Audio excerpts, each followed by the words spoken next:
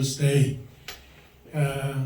어머니 주일이지만 또 어머니만이 아니라 아버지가 되고 때로는 또 자식이 되고 가족이 되는 이 모든 구성원들에게 오늘도 나의 존재가 무엇인가, 내가 어머니가 되고 아버지가 되고 또 아들이 되고 딸이 되는 나의 존재에 대한 책임은 무엇이고 사명이 무엇인가를 깨닫는 이 시간 되기를 원합니다. 무엇보다도 어머니 되신 여러분들을 축하드립니다.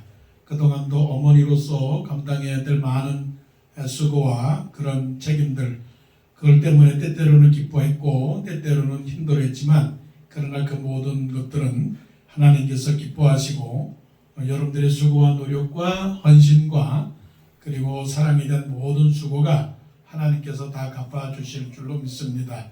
물론 아버지도 그렇고요. 그렇기 때문에 어머니 된 것을 감사하시고 또한 어머니 될 것을 또한 기대하면서 감사하시기를 원합니다. 어머니라고 하는 그 자체는 축복입니다. 아버지도 축복이고요. 가정도 축복입니다. 그래서 하나님께서 아담을 아버지로 또 하와를 어머니로 이렇게 만드셔서 그 아담과 하와 사이에 많은 후손들이 번성해 나가고 그래서 하나님의 자손들이 된 것을 보게 되면 결국은 가족은 축복이다 하는 것입니다. 그러면 오늘 말씀 속에서 어머니에 대한 것, 또 부모님에 대한 것을 말씀하시는데 중요한 단어가 있죠. 부모님들에게 어떡하라고요? 순종하라. 순종하라. 자녀들아, 주 안에서 너희 부모에게 순종하라. 이것이 옳으니라. 순종이라는 단어가 있고요. 또 내 아버지와 어머니를 공경하라. 그러면 이것은 약속이 있는 첫 계명이다. 순종하는 것은 옳은 것이고 공경하는 것은 첫 계명이다. 먼저 해야 될 first commandment라는 얘기죠. 반드시 먼저 해야 될 일이 무엇이냐? 부모님을 공경하는 것이다. 그러면 결국은 어떻게 되느냐? 이로써 네가 잘 되고 땅에서 장수하리라. 이것은 결국은 하나님의 약속이고 하나님의 축복입니다.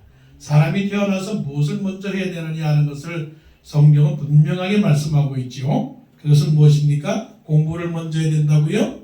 돈을 잘 벌어야 된다고요? 또 사람들에게 인정을 받고 칭찬받아야 된다고요? 그것은 그 다음의 일입니다. 사람이 태어나서 사람으로서 해야 할 가장 첫 번째 해야 할 일은 부모님, 어머님, 아버지를 순종하고 공경하는 것이다. 그래야만 인생이 잘 되는 것이고 그래야만 하나님이 기뻐하시고 그런 사람들에게 하나님의 복이 임한다 말씀하셨습니다. 믿습니까? 부모님에게 잘해야 하나님이 복을 우리에게 주신다는 겁니다. 아무리 세상에서 훌륭한 사람이라 할지라도 부모에게 잘못하면 하나님이 기뻐하지 않는 것입니다. 그래서 하나님께서 제일 사랑하시고 기뻐하는 사람은 부모에게 잘하는 사람입니다. 예수님께서도 말씀하시기를 하나님에게 모든 것을 드렸다고 말하고 부모님에게 드리는 것을 소홀히 하는 사람들은 하나님이 기뻐하지 않는다.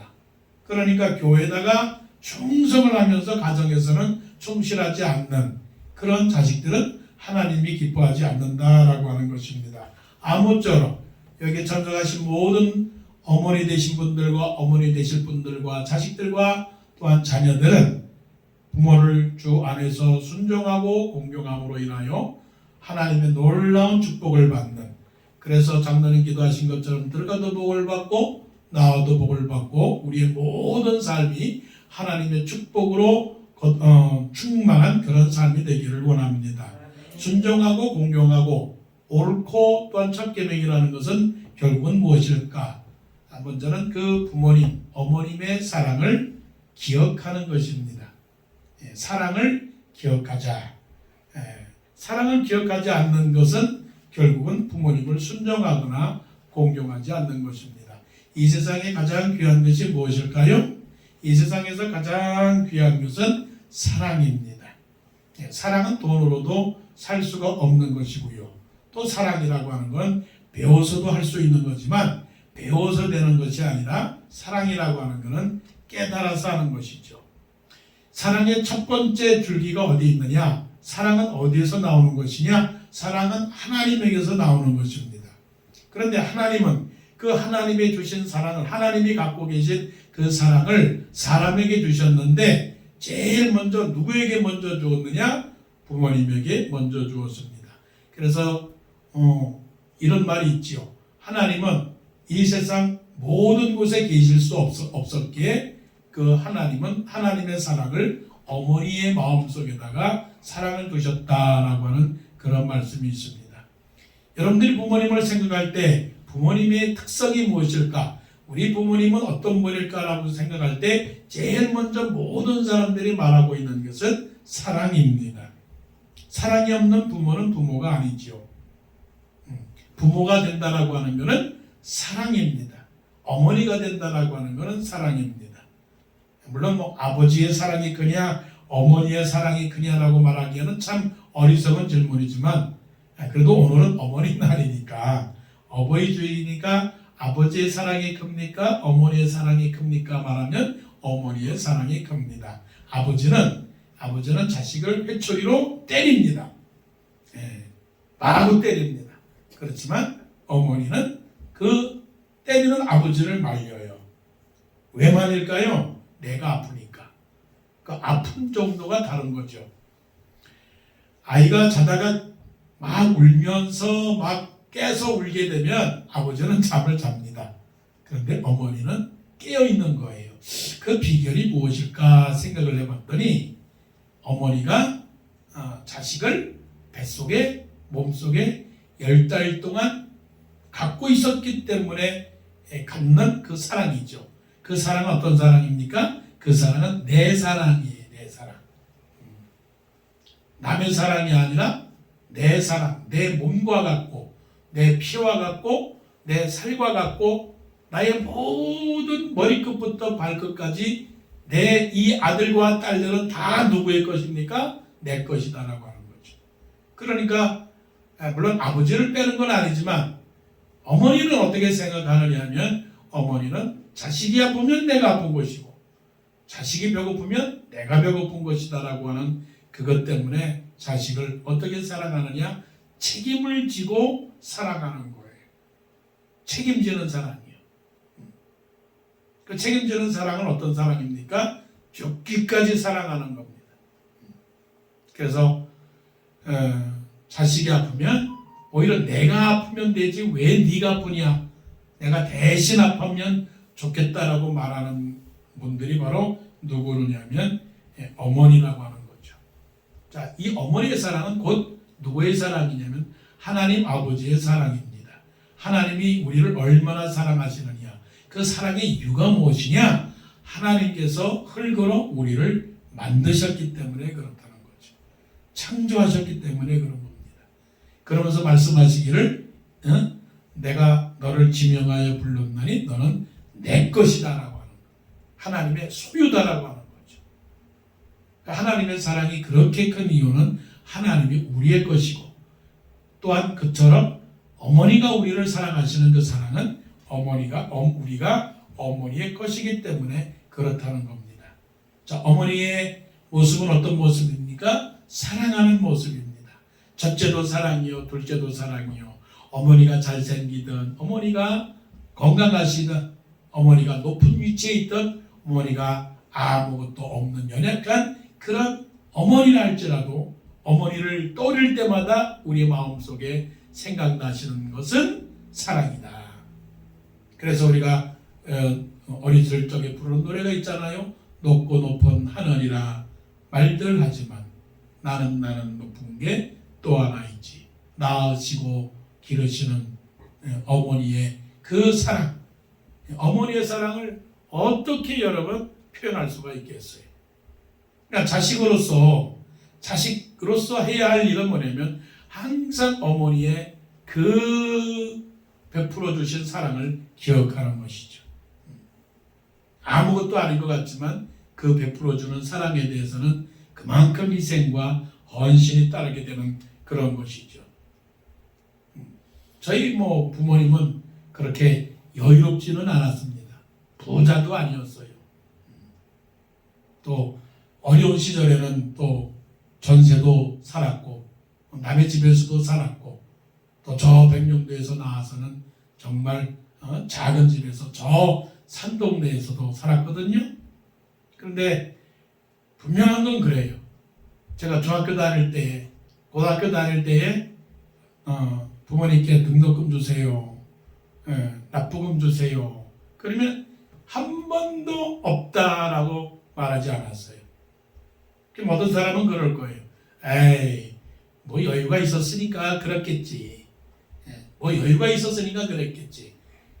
근데 지금 보면 여유가 있어서 그런 건 아닙니다. 왜냐하면 늘 남의 집에 그래서 뭐 형제나 자매나 그런 우리 이모나 뭐 그런 사람들에게 빚을 졌거든요.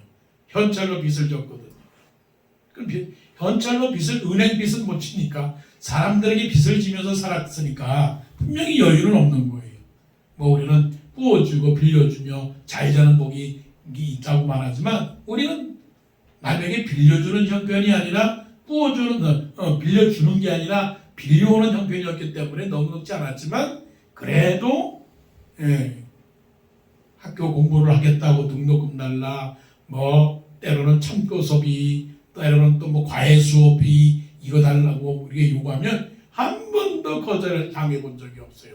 그냥 가라고 해본 적이 없어요. 이게 얼마나 고마운 일이에요.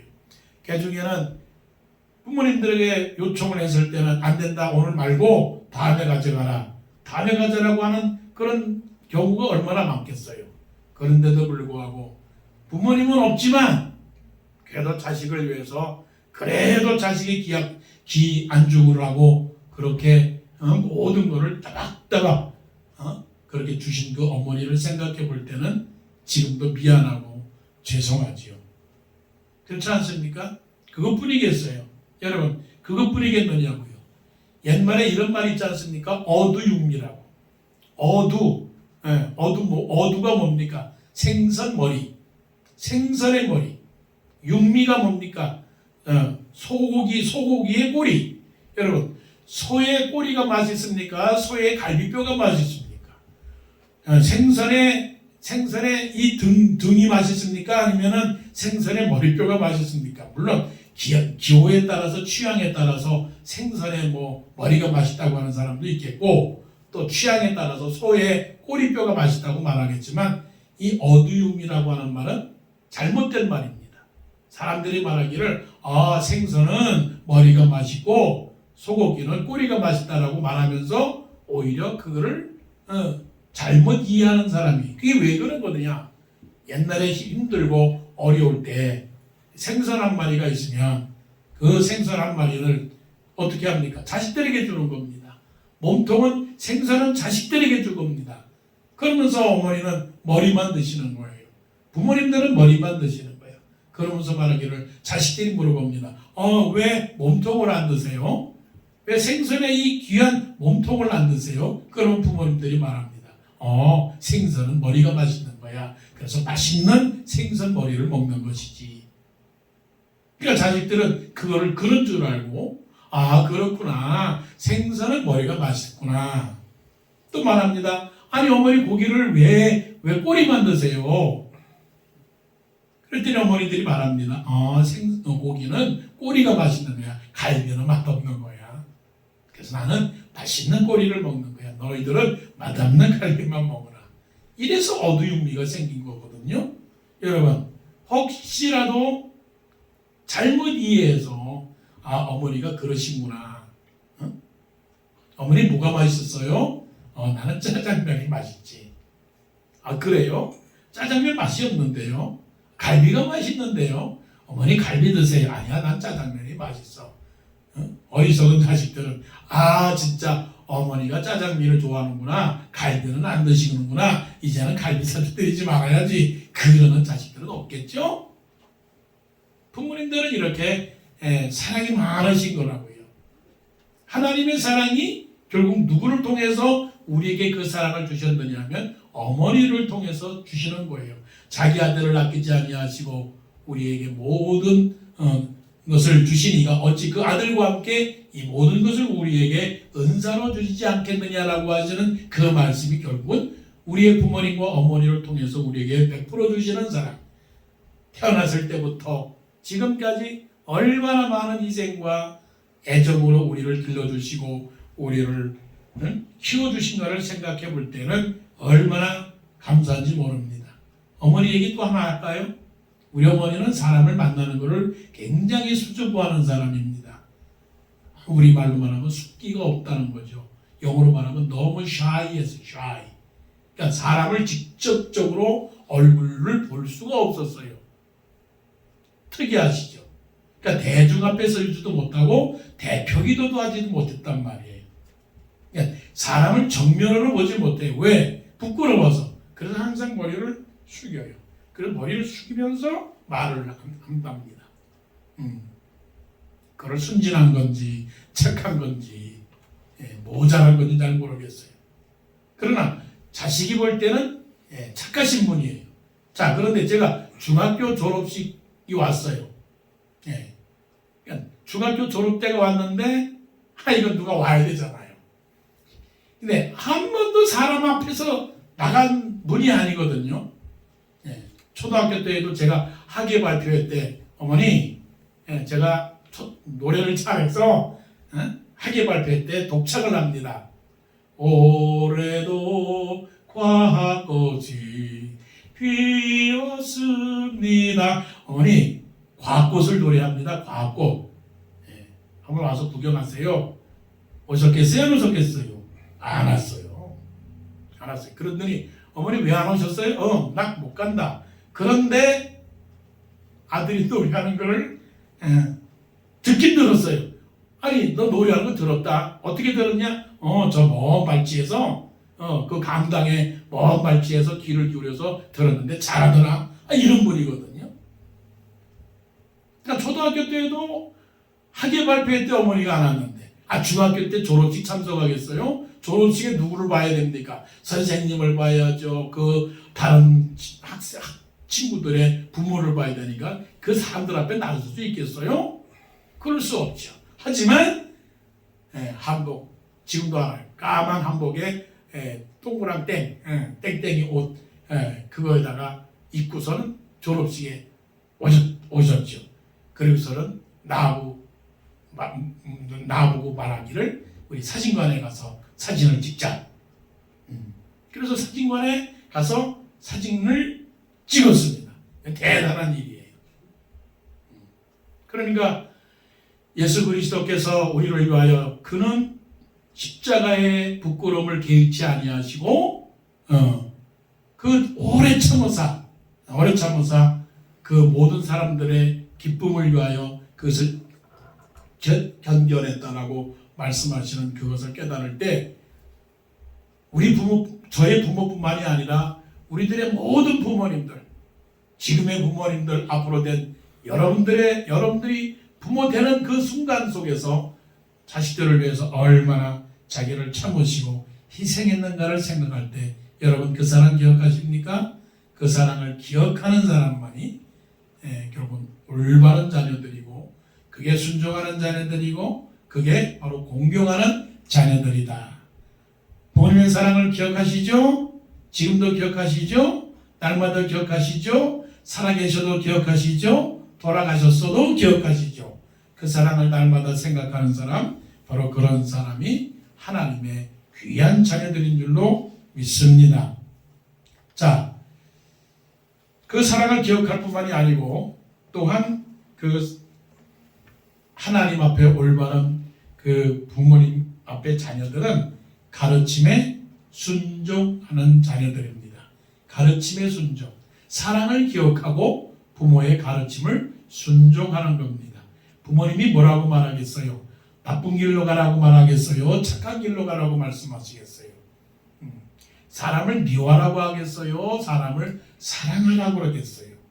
사람을 사랑하고 좋은 사람 되고 착한 사람 되고 이 세상을 서로 좋은 세상으로 만들라고 그렇게 말씀하시죠. 그래서 항상 우리에게 하시는 말씀이 뭡니까? 공부해라, 공부해라. 그러면서 말합니다. 공부해서 남 주냐? 물론 공부해서 남 주냐? 물론 남을 줘야지 공부를 잘하게 되면 훌륭한 사람 되어서 남에게 도움을 주는 사람이 되어야 되겠죠. 그러나 공부를 잘하면 제일 먼저 혜택을 보는 사람은 누굽니까? 내가 혜택을 보는 것입니다. 오늘 말씀 속에 뭐라고 말씀하십니까? 이로써 4절 말씀에 성경 아비들아 너희 자녀를 노엽게 하지 말고 오직 주의 교훈과 훈계로 양육하라. 부모가 되었다라고 하는 건 어떻게 해야 되는 거냐면 부모가 되었다는 것은 가르칠 책임이 있는 겁니다. 가르칠 의무가 있는 겁니다. 그래서 자식은 여호와의 주신 기업이요 태의 열매는 그의 상급이라. 자식은 여호와의 주신 기업이라고 말했어요. 기업이라고 하는 것은 하나님께서 우리의 자녀들을 우리에게 맡긴 것입니다. 사랑하는 어머니들이요, 자식을 주셨습니까? 자식이 내 자식입니까? 물론 살아있을 때 그 자식은 내 자식이지만 사실은 원래의 주인의 소유권은 누구에게 있는 거냐면 하나님에게 있는 겁니다. 하나님께서 아브라함에게 이삭을 주셨습니다.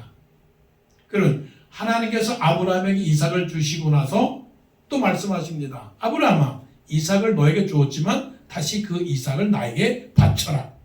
아니, 감히 하나님이 어떻게 아브라함의 자식을 하나님에게 바치라고 말씀하십니까? 그 이유가 뭐예요?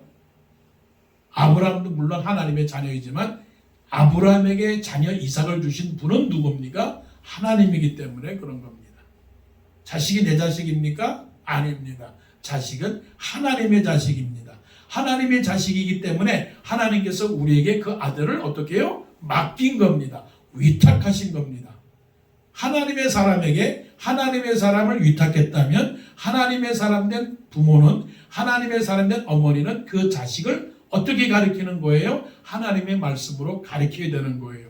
그래서 하나님께서 아브라함에게 이삭을 주시고 나서 난지 8일 만에 할례를 행하라 말씀하신 거예요. 할례를 행하라라고 하는 것은 내가 너에게 자식을 준 이유는 그 자식을 하나님의 말씀과 하나님의 약속의 자녀로 키우라라고 하는 그런 명령이기 때문에 그렇죠. 자식을 가졌습니까? 자식을 가지실 것입니까? 여러분의 욕망과 여러분의 꿈을 이루기 위한 그런 도구로 사용하면 되지 않습니다. 사람들이 자녀 교육에 얼마나 신경을 써요.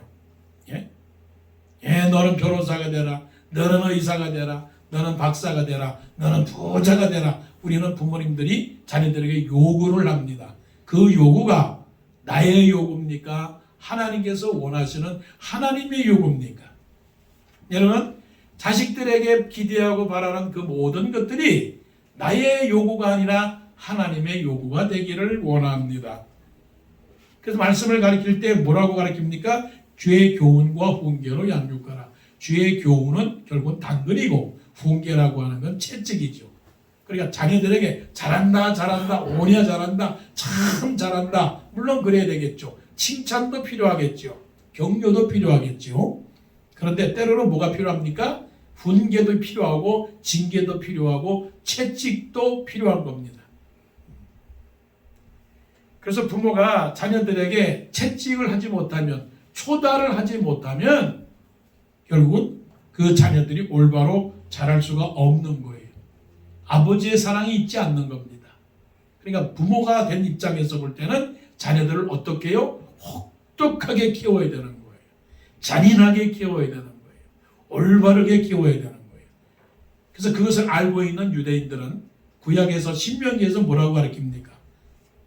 자녀들에게 어떻게 해요? 하나님의 말씀을 부지런히 가르치라고 말씀을 합니다. 길에 있든지 앉아 있었든지 어디에 있든지 간에 하나님의 말씀을 가르치라고 그렇게 말씀을 합니다. 그래서 그 유대인들은 하나님의 말씀을 가르치라고 하는 그 명령에 순종을 해서 결국은 어떻게 된 것입니까? 세계에서 가장 훌륭한 민족이 된 겁니다. 유대인의 민족은 세계를 흔드는 민족이 된 겁니다. 물론 정치 사회 협적으로 비판을 받는 그런 모습도 있지만, 그러나 그 세력, 그 힘과 그리고 그 지혜, 그리고 뭐 세상에 노벨상을 제일 많이 받은 그런 민족이 유대 민족이 되는 것은 아닙니까? 그러니까 부모로서 자녀들에게 잘 가르치는 것은 굉장히 필요한 거예요. 잘 가르치는데 뭘 잘 가르치는 겁니까? 세상의 지식을 가르치는 겁니까? 아니면 하나님의 말씀으로 살라고 가르치는 겁니까? 하나님의 말씀으로 그렇게 가르쳐야 되는 것이죠. 요셉과 마리아는 예수님을 육신적으로 키울 때 매년마다 한 번씩 예루살렘으로 가서 유월절을 지켰습니다. 그러니까 예수님은 33세를 살아갔지만 33번이나 예루살렘으로 올라가서 유월절 명절을 지켰습니다. 육신의 부모지만 하나님의 아들로 이 세상에 오신 그 예수 그리스도를 데리고 매년마다 한 번씩 유월절 명절을 지키러 갔다라고 하는 거죠. 그게 뭡니까? 자녀들에게 가르쳤다는 거죠. 비록 하나님이시지만 사람으로 오신 예수는 내 육신의 아들인 예수를 그런 식으로 가르쳤다는 거죠. 자, 우리가 자식을 가졌습니다. 사실은 부모로서 자식에게 한 것도 많지만 못한 것이 참으로 많습니다. 그렇지 않아요? 여러분의 기대와 여러분의 생각이 있지만 제대로 못한 것들이 많이 있다는 거예요. 오늘 이 시간 이후로 혹시라도 다시금 내가 부모로서 책임을 다하고 부모로서 할 일을 다 했다라고 생각한다면 이 사람의 그런 그 가르침의 교육을 한번 다시금 되새겨볼 필요는 있어요. 여러분 미국의 락커펠러 재단 잘 아시잖아요. 존 락커펠러 그 미국의 석유 회사의 최강으로 아주 최고로 강했던 석유 회사, 지금도 뉴욕에 가보면 락커펠러 빌딩이 있잖아요. 그 존 락커펠러의 어머니, 그 어머니가 있는데 엘리자베스 데이비슨이라고 하는 그 어머니가 이 존 락커펠러를 가르칠 때 뭐라고 가르친지 아세요? 이렇게 가르쳤습니다. 하나님을 너의 친아버지로 삼아라. 이것이 우리 자식들에게 하고 싶은 얘기예요. 나도 너의 아버지지만 너는 하나님을 친아버지로 삼아라. 이거는 강조를 해도 결코 소위될 수 없는 그런 교훈이죠. 여러분 부모가 되셨습니까? 자식들에게 만날 때마다 가르치십시오. 너의 육신의 아버지를 섬기지만 우리 하나님을 너의 친아버지로 삼아라. 그리고 또 가르칩니다. 목사님을 하나님 다음으로 귀한 분으로 섬겨라. 그렇게 가르친 적 있습니까? 목사님이 귀하신 분이다. 교회 가면 목사님이 최고다.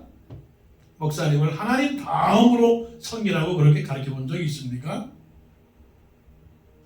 이렇게 가르친 적은 있을 거예요. 학교에서 공부를 잘해야 되는데 교수님을 항상 높은 분으로 섬기고 너의 회장님을 사장님을 최고 높은 분으로 섬기라고 그렇게 말한 적은 있을지 몰라요.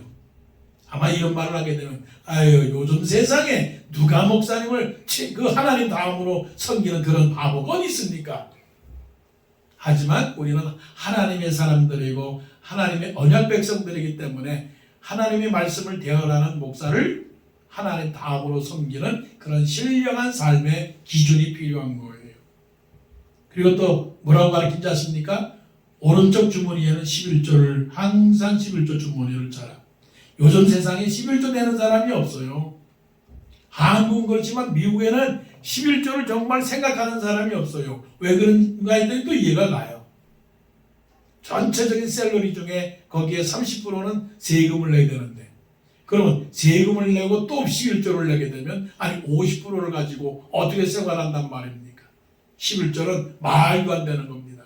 그러니까 온전한 11조를 드리기보다는 내가 알아서 11조를 드리겠습니다라고 그렇게 사는 사람들이 많아요. 사실 옛날 오래된 정말 우리의 초대교회 성도들은 온전한 11조를 드렸습니다. 그런데 요즘 세상에 와서는 내 마음대로 엿가락 자르듯이 뚝뚝 잘라가지고 이것이 11조다라고 말하는 사람들이 있죠. 자, 그럼 왜 우리가 11조를 드려야 되느냐 하는 그것은 그렇게 할 때 하나님의 축복을 받기 때문에 그렇다는 거죠. 이건 하나님의 약속입니다. 목사의 말이 아니라 하나님께서 약속을 하셨고 온전한 11조를 내 창고에 드리라. 그리하면 내 창고가 가득 차지 않나 한번 시험해 보라고 말씀하셨기 때문에 그런 것이죠. 또 말씀합니다. 어머니 엘리자베스 데이비슨이 아들 존 락커펠러에게 말합니다. 아무도 너희 원수, 너희들 중에 원수를 맺지 마라. 예. 아무도 너희들과 원수를 맺지 마라. 그리고 또 가르칩니다. 예배당에 가서는 항상 앞자리에 앉도록 해라. 남을 돕도록 해라. 주의를 항상 지키도록 하라. 이렇게 말씀을 한 것이죠. 이런 가르침을 받은 아들 존 락커펠러가 결국은 어떻게 된 거예요? 그 말씀에 순종을 해서 결국은 아직도 세계적으로 부유한 명문 가정이 되었다라고 하는 사실이죠. 자, 우리는 부모로서 여러분 자식들에게 말합니다. 하나님을 잘 섬겨라. 주일 성수해라. 11조 해라. 교회 목사님을 잘 섬겨라라고 그렇게 말씀을 합니다. 그런 말씀을 어떻게 해야 되는 거예요? 순종해야 되는 거예요. 물론 모든 사람들을 다 그렇게 다 인정하고 존경해야 되는 건 사실입니다. 또 어머니 얘기할까요? 어머니가 하신 말씀이 돌아가시면서 하신 말씀이 있어요. 너는 뭐 나보다 더 많이 배웠으니까 잘할 줄 알지만 이 말씀을 하시더라고요. 누구를 만나든지 간에 신사를 잘해라. 신사를 잘해라. 어머니의 언어가 신사를 잘하래요. 신사가 뭐냐면 인사를 잘해라. 때때로는 어린 시절에 그래 너는 왜 인사성도 없냐? 너는 오구가고 인사성도 없냐? 그래서 항상 첫째도 인사예요, 둘째도 인사예요, 셋째도 인사예요. 여러분 사람이라는 건 뭐예요? 사람의 도리를 해야 되는데 사람의 도리가 뭐냐면 인사예요. 인사. 안녕하세요. 잘 있었어요? 저 가보겠습니다. 저 왔습니다. 예. 이렇게 인사를 하는 것. 이것이 가장 중요하다고 가르쳤죠. 여러분, 여러분의 부모가 여러분에게 무엇을 하든지 간에 그것을 항상 기억하고 순종하는 그런 자녀가 되기를 원해요. 그런 자녀가 될 때 결국은 부모를 공경하는 거예요. 그것이 부모를 공경하게 되면 결국은 어떻게 되는 겁니까? 땅에서 장수하게 되고 이것이 옳은 일이에요. 마지막입니다. 마지막 제일 중요한 거예요. 부모님에 대하여 감사하라. 은혜에 감사. 사랑을 기억하고 가르침에 순종하고 은혜에 감사하라. 자, 감사는 뭘로 표현되는 겁니까? 감사는 말로 땡큐 감사. 그 다음에 또 감사는 몸으로 어떻게 땡큐 말로 하면서 얼굴 찌푸리면 그게 감사합니까? 아니죠. 웃으면서 손으로 발로 몸으로 허그하면서 엎드리면서 감사한다면 그 감사는 진정한 감사예요. 그런데 한 가지 더 말로 감사하고 몸으로 감사하는데 선물로 감사한다면 야 이거는 뭐예요? 정말로 금상첨화다. 이게 이러한 감사가 어디 있겠어요? 하나님께서는 항상 우리에게 뭐라고 말씀하십니까? 감사하라. 하나님의 제단이 올 때 그냥 오지 마라. 말로만 하지 마라. 자녀들아 말과 혀로만 사랑하지 말고 오직 행함과 진실함으로 하자라고 하는 게 뭡니까? 말로도 하고 몸으로도 하고 물질로도 하라고. 물질로도. 그게 물질이라고 하는 게 뭡니까? 물건을 말하는 거죠. 물건. 그래서 땡스기빙은 감사라고 하는 거는 결국은 뭐냐면 표현이다. 이게 어려운 말이에요. 감사는 표현이고 표현은 감동이다. 자, 이제 그래서 표현이라고 하는 중간 거를 빼고 감사가 뭐냐라고 말하면 감사는 감동이다. 그러면 감동 없는 감사는 감사가 아니다. 자, 여러분 감사하셨습니까? 자, 내가 상대방에게 감사합니다라고 했어요. 그런데 상대방이 들을 때 느낌이 없어. 저 사람이 감사를 한 건지 안 한 건지 느낌이 없어. 이거는 그 표현의 크기와 뭐 그런 정도가 아니라 진정이 담기니 진정. 감사의 진정이 있으면 감동의 기쁨이 훨씬 큰 거죠. 예수님이 육신의 어머니 마리아에게 감사를 했겠어요? 하지 않았겠어요? 정경에 정확한 구절은 없습니다. 하지만 예수님께서 십자가 위에 있을 때 어머니를 봤어요. 어머니를 보시고 아들 예수가 어머니에게 뭐라고 말씀했습니까? 보소서, 보소서, 어머니 보소서 아들이니나이다. 네, 어머니 보소서 아들이니나이다. 어머니 주인의 입장에서 볼 때 그 말씀을 해석한다면 어머니 저를 잘 키워주셔서 감사합니다. 제가 하나님 아버지의 말씀에 순종을 해서 이 십자가에서 죽을 수 있도록 믿음으로 어머니께서 인도하셔서 감사를 드리고 항상 이 아들을 위해서 마음에 품고 기도하고 참고 기다려주신 그 어머니의 사랑을 감사합니다라고 하는 그 표현이 뭐예요? 어머니 보소서 아들이나이다. 그 표현이 있죠. 그 감사라고 하는 것. 여러분 얼마나 감사를 하며 삽니까? 감사는 많아도 모자라지 않아요. 그런데 모든 사람들이 생각할 때 감사가 부족했다라고 얘기하는 거예요. 그렇잖아요? 돌아가신 부모님들을 생각할 때 아우 내가 좀 더 감사를 했으면. 그렇지 않아요? 특특은 아직도 우리에게 기회가 있는 거죠. 누구에게 기회가 있습니까? 자식들에게도 감사하고 자식들은 부모님들에게 감사하고 그래서 감사가 많은 곳에 뭐가 있어요? 감동이 있고 감동이 많은 곳에 기쁨이 있고 기쁨이 많은 곳에 웃음이 있고 웃음이 많은 곳에 행복이 있고 행복이 많은 곳에 뭐가 있는 거예요? 천국이 있는 거죠. 그러니까 결국은 천국이라고 하는 것이 다른 데 있는 게 아니라 천국은 감사가 있는 곳 그곳이 바로 천국이라고 하는 것이죠. 그러니까 어느 가정에 가보게 되면 돈이 많아도 싸우는 가정이 있어. 진짜. 생각해 볼 때 여러분 돈이 많으면 감사해야 돼요? 감사하지 말아야 돼요? 감사해야지.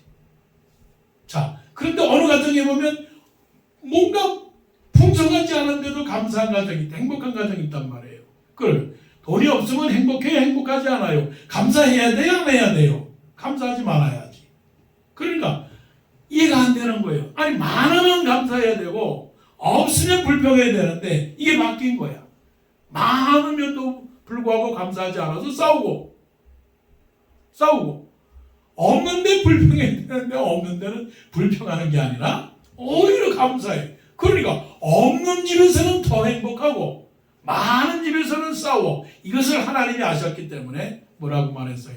육선이 가득하고 고기와 생선이 가득하고 다투는 것보다 마른 떡 한 조각만 있고도 화목하는 것이 더 낫다고 말씀하시는 거예요.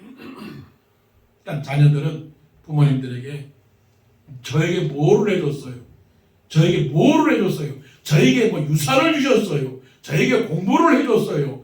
부모님이 잘나서 나를 뭐 키워주셨어요? 그렇게 말할 자격이 아무도 없어요. 그냥 모든 것이 다 감사한 거예요. 감사한 거예요. 시골에서 태어난 거, 아무것도 못 먹고 자란 거, 가난하게 자란 거, 그래도 지금까지 살아오게 된 이 모든 것을 감사를 해야죠. 그게 누굽니까? 요셉이 감사한 것이고 형들을 미워하지 아니하고 원망하지 아니하고 결국은 가족을 구원해내고 살린 요셉을 생각해 볼 때 우리도 항상 감사하자. 감사가 뭐라고요? 축복이다. 감사는 축복의 통로다. 그런데 더 강조하는 것은 뭐냐면 감사는 선물이라고 그랬는데 선물 중에 제일 좋은 선물은 뭘까요? 이건 짚고 넘어가야 되겠어. 감사 중에 제니 다음 감사 중에 제일 좋은 건 뭐라고? 선물이라고 그랬는데 선물은 뭐예요? 백화점에서 사는 선물이 그것도 좋은 것이지만 제일 좋은 선물은 캐시야. 캐시.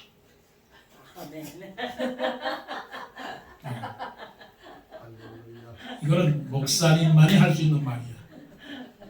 물어보세요. 세상의 모든 부모님들 이건 액수의 차이가 아니야. 액수의 차이가 아니야. 부모님을 사랑하고 부모님을 존경하고 부모님을 감사하고 부모님을 정말 생각하는 사람은 액수의 관계가 없이 그게 10불이든 20불이든 30불이든 50불이든 관계없이 부모님 감사합니다라고 선물 주는 거예요. 무슨 선물? 캐시. 아멘. 할렐루야. 아멘. 이게 훈련돼야 돼. 훈련. 이거 그냥 되는 건 아니야. 그렇게 되면 우리 말에 이런 말이 있어요. 주고받는 현찰 속에 싹트는 우정. 그러니까 부모가 자식에게 캐시를 주고 또 자식이 부모에게 캐시를 주면 주고받는 현찰 속에 그 가정은 어떤 가정? 행복한 가정 되는 거예요. 근데 그게 없으면요, 소목소목해져. 보라고요. 핑계는 댈 수 있죠. 나 돈 없어요. 아무것도 없어요. 돈 못 벌어요. 그래도 그건 다 핑계예요. 못 벌어도 일불만 돈을 줘봐요. 감동이야, 감동. 야, 우리 자식이 돈 없는데 그래도 그렇게 일불이라도 주는구나. 감동해서 어떻게 더 사랑하지. 핑계대지 말고 이유를 다지 말고 없다고 말하지 말고 마음껏 정성껏 다해서 부모님께 효도하는 귀한 아들, 딸들 되시고 행복을 누리는 어머니가 되시기를 바랍니다. 기도드리겠습니다. 어머니 되시느라고 수고 많이 하셨습니다.